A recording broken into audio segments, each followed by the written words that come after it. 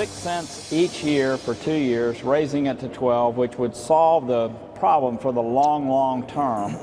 And what you could do, Kelly, is you could lower the marginal rate, the 10% marginal rate, from 10 to 8.6% on all Americans paying income taxes, and it would be revenue neutral, and it'll also be very pro-growth.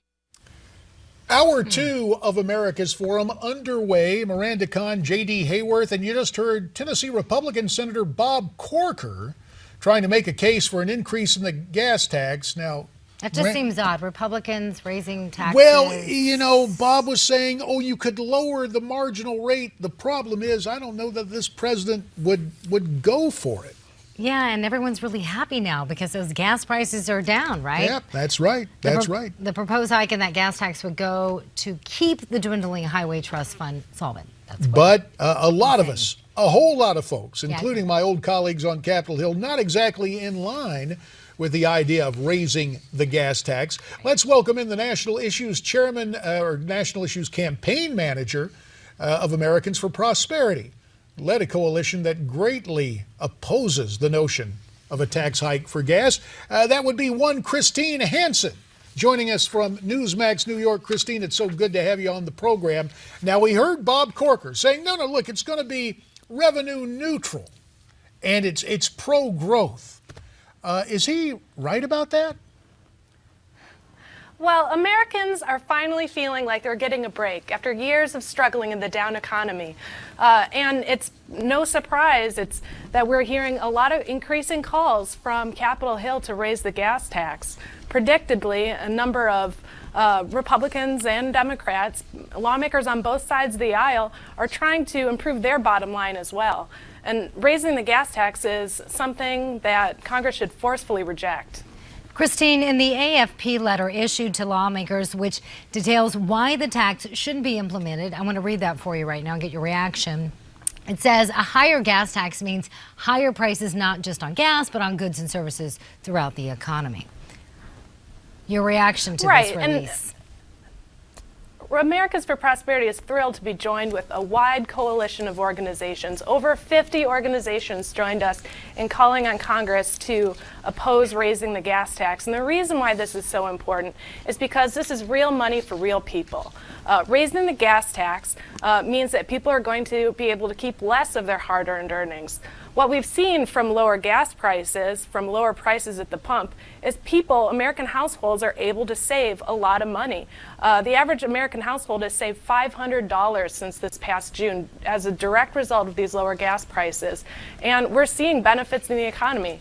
This is something that Washington lawmakers should be encouraging, not trying to prevent. Christine, the other problem with what Bob Corker was laying out, if money from the gas tax really stayed in the Transportation Trust Fund to deal with infrastructure, he might have some scintilla of an argument. But that money is used for a whole lot of stuff other than transportation infrastructure, is it not? That's true. That's a great point to highlight. And I think that's one of the reasons why we see a lot of congressional Republicans like Bob Corker, like Senator Thune. We see a lot of people on Capitol Hill with real tax-cutting bona fides call for increasing the gas tax because gas tax revenues are often branded as a user fee. What that means is that the people who pay for the roads are the ones who actually use them. This is great in theory, but when you actually look at where gas tax revenue goes, it goes to many wasteful spending projects like we see elsewhere in federal spending. Christine, on yesterday's program, Congresswoman Marsha Blackburn had the following to say. I want you to listen in.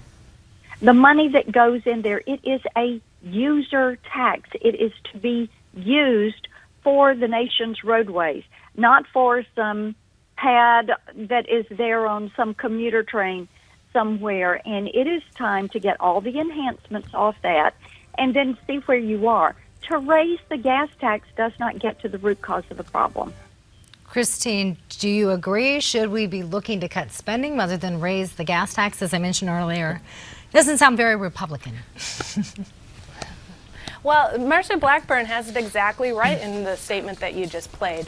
What Congress should be doing right now, instead of looking at hiking taxes to pay for higher spending, is they should be looking at prioritizing where these dollars are going, taking a real hard look at where Washington lawmakers are spending our gas tax revenues, making sure that they go towards roads and bridges and not towards wasteful projects like bird sanctuaries or museums. We should make sure that these dollars stay in roads and bridges.